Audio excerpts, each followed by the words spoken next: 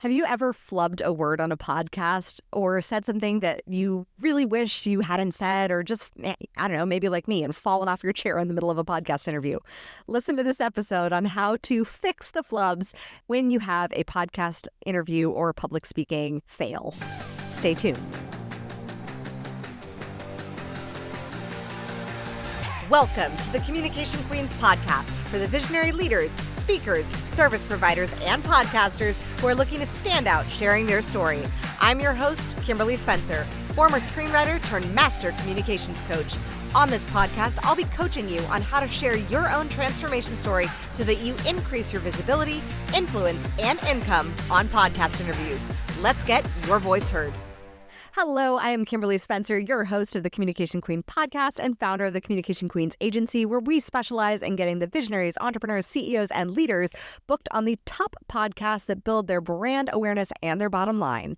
So having been in the podcasting space for the past 5 years now, I have made a few flubs. And fortunately, if it's your own podcast, you can just kind of edit around it. But what do you do if it's on somebody else's podcast? You don't have control over the editing. And for the recovering control freaks, I may or may not be raising my hand on that one. Here is how to let go, heal, fix a mistake, and actually why mistakes are just absolute gold for your podcast interview. So first and foremost, one paradigm that I talk about in my book is the Jennifer Lawrence Anne Hathaway paradigm. And this is the paradigm, it's a perfection paradigm. So if you think back to 2013, when Jennifer Lawrence and Anne Hathaway were like both fresh on the scene, like Anne Hathaway had been in the game for a minute, but Jennifer Lawrence was like, everyone was like, oh my gosh, who is this queen? Like, and she was flipping off the cameras and like stepping out of a limo and like talking about how she ate McDonald's in her Oscar dress and whatnot. The media loved Jennifer Lawrence. She was raw, authentic, just she was who she was. Anne Hathaway, however, I don't know whether it was her PR team or what, but they positioned her as perfect. Like she was like the Oscar darling, like just could not have been more, just like she looked regal when she received her Oscar. And the media eviscerated her. They actually, at one point, there was like 1.8 million searches for Anne Hathaway annoying on Google because something was, the way she was being perceived was annoying. And it really is, if you compare the two, because they positioned her as perfect. Subconsciously, when somebody is perfect, our brains are like, we know we're not perfect. Like, I certainly know I'm not. Like, we're thinking like, what's wrong with them? Like, what's actually going on in their life? Like, what are they hiding? Because we know perfection is an illusion. And if you've been in sales for a hot minute, you know that you need to build the know, like, and trust factor. Well, we don't naturally or subconsciously trust perfect because nothing's perfect. We know that on an unconscious level. And so when we see someone who's positioning themselves as everything is poised and well-crafted and perfect and they never make a mistake, well, then we don't trust them subconsciously. So actually, mistakes happening on a podcast interview is actually really good. So if you flub a word, if you fall out of your chair, if you can't find a word, sometimes like I will forget a word, or I may say a word that may not really be a word. I've made up words from time to time. To err is human, and we as humans actually psychologically do not trust someone who we perceive as perfect. So when we see someone err, make a mistake, flub, fuck something up, it actually builds trust, especially if we can recover with grace. And so I'm going to teach you my 5-step process to recovering from mistakes with grace. So step number 1, breathe. It's just a podcast interview. It's just a public speech. No matter how many people are in the audience, just know, no puppies died because you messed up a word. So it's okay. All is well. What we have to do is let the sympathetic nervous system chill, because what happens is when we flub or fuck up or make a mistake or trip. Like one time I actually tripped on stage and my skirt fell off. Yes, really. As I was going to accept an award. I was like 10. But it was so embarrassing. And yet I just kind of like it. Fortunately, I was like in a leotard, so it wasn't completely naked, but it was just like, it definitely was a moment. And I took a breath and I placed the award or the certificate that I was receiving like low to hide my crotch. And then I took a deep breath and just like bowed. So the power is, and especially if you're on a podcast, ideally you're clothed so you don't have to worry about your clothes falling off. But the key is to breathe. Just take a deep breath. You can actually stimulate your parasympathetic nervous system, which is the rest and digest, because especially when you make a mistake, it's easy to kick on that sympathetic nervous system. So the sympathetic nervous system is your fight, flight, freeze. It's like, holy crap. And then so you freeze and you feel like you get stuck. So the key is take a deep breath, like take a deep breath, inhale, and then exhale. Oh, that felt good. And when you take that deep breath, you exhale longer than you inhale. When you do that, you activate your parasympathetic nervous system. If you do that for just even a few deep breaths, your parasympathetic nervous system will chill out. Number 2, reframe. So once you've breathed, mistakes make you more human. So just remember the Jennifer Lawrence Anne Hathaway paradigm. You have now, successfully Jennifer Lawrenced it. You just humanized yourself in the eyes of the audience. So you're welcome. Like, thank yourself. You just made yourself more human in the eyes of the audience. That's a great thing because you've actually built more rapport from your authenticity and your vulnerability and your mistake. So good job. Good on you. Number 3, remember that shame loves secrets. So pretending like it didn't happen is going to make it even more cringe.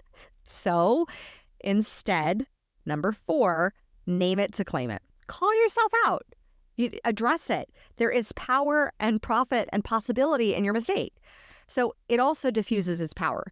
So a huge piece is when you can diffuse the power, you diffuse also the potential opportunity for any naysayer or negative Nelly to call you out on your mistake. That really, like, let's be honest, that's a shadow of their own negative perceptions, where someone who's like, oh, they're trying to get it, that gotcha moment. You see this a lot in politics. But if you name it and you claim it and you just own it, it has no power over you. And you actually take your power back and you call yourself out and you address it and you just own it. There is massive power in ownership because the rest of the world, especially in higher positions of power or influence or visibility, you will have those people who will be like, see, she's not perfect. It's like, yeah, I never said I was. And that actually will humanize you for the people who are for you. For the people who want to just project their own negative perceptions, you can't do anything for them. They're just going to be assholes. Like, they got to eventually have a self-awareness moment, look in the mirror and just realize that if everybody you're meeting is an asshole, that means the asshole is you. So instead, when you name it to claim it, you call yourself out, you own your mistake, and you just let it be what it is. And you claim your power. And thus you're more humanized, you're more authentic from it. And then those who are like, yeah, well, see, she's not perfect. You're like, yeah, I never said I was. Great. Next. And number 5, and this is my favorite one, is you can move on. It's basically like cue the Ariana Grande. Thank you, next. You are here to serve a purpose. Your message will serve.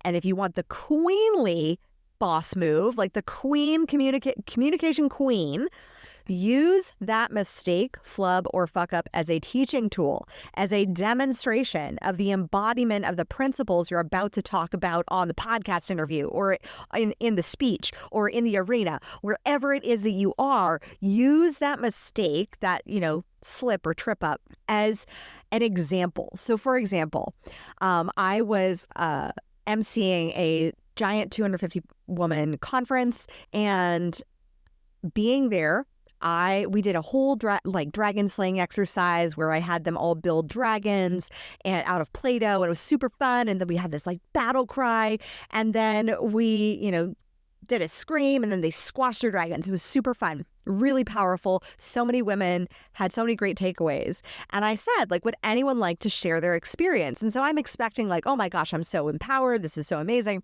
Well, I had one that was like, I didn't squash my dragon. And now, while this isn't a mistake on my part, how do you recover from that when you are oh, that person just actually didn't do the exercise? So it's not a mistake, but it is it can throw you off your game, because you're looking I was looking for the people who had the transformation, and then this person's like, oh, I didn't actually squash my dragon. And I remembered this tip and I flipped it on its head. And I said, isn't that interesting how some of us have dragons, beliefs that we're so attached to, we refuse to squash them because they're so deeply entwined with our identity. Game-changing moment, because the whole point of the exercise was to squash the limiting beliefs in dragons. And it was such a powerful teaching moment to say, yeah, there are sometimes some beliefs, some things that we don't want to let go of as humans because we're so scared of what's on the other side, or more importantly, who is on the other side. And so I used that mistake. It wasn't really a mistake, but it was definitely something that could throw you off your game if you're not an experienced speaker. But it was in that moment that I was like, oh, that's a perfect example. It even made it better. So I am always of the belief system, and this is something that I take into every communication, every public speaking, every keynote, no matter what I do. It's this or something better. And if I'm blessed with something better, like if I'm blessed with making a mistake or having someone not follow through on what I said to do and not actually have the experience, it actually can make it a better learning for everyone to teach it. And now I'm teaching it to you. So it demonstrated an embodiment of the principles that I was talking about in the exercise. In the exercise of slaying your dragons and slaying your negative belief systems or slaying your doubts. Some people have had that doubt or fear for so long that it's become a part of them. And some people don't want to let that go. And that's okay. It doesn't make them wrong or bad, but I was able to leverage that moment and teach to the audience about what are those, and then I expanded and I said, well, what are those things? You were able to slay some dragons today, but what are those ones that you just refuse to slay? What are those ones that you have grown so attached to that they're now a part of you and you don't want to see who's on the other side? So it is, just know that is like communication queen move. Like that is a communication queen mastery, is to be able to use what is given and play with it in the moment. It's what I call it's what is called an improvisation, or at least an improvisational comedy. It's called yes anding. So you take what's given. So a mistake, you take what's given. The mistake happened. We all accept that it's there. And then we yes and it. We say, yes, that happened. And then there's this, this, and this. And here's this belief that we get to shift now. Or here is this new proposal. Or here is this new way of action or way of thinking. That is mastery of communication. It is your humanity that will connect others to their potential to reclaim their own stories. And it's through being the example that you let your story be heard, foibles, mess ups, mistakes, and all, because that is how you're able to transform people's lives, by being courageous, being vulnerable, and being you, fully human, warts and all. As always, if you love this episode, I so appreciate when you just share it with just one person. If you have somebody who's looking to get started in public speaking or is already an established public speaker and maybe they are coming off of a mistake or two that they are struggling to recover from, please just send this their way to give them hope, give them light, and give them a process for success. As always, stand out and be heard. I'll see you next time. Thank you so much for listening. If you love this episode, subscribe, leave us a review, and share it with your friends. For more tips on guest podcasting, storytelling, and communication strategies, follow us on social media at Communication Queens Agency and visit us at communicationqueens.com. I look forward to seeing you in the next episode. And in the meantime, remember, your story has the power to save one life. Let your story and your voice be heard.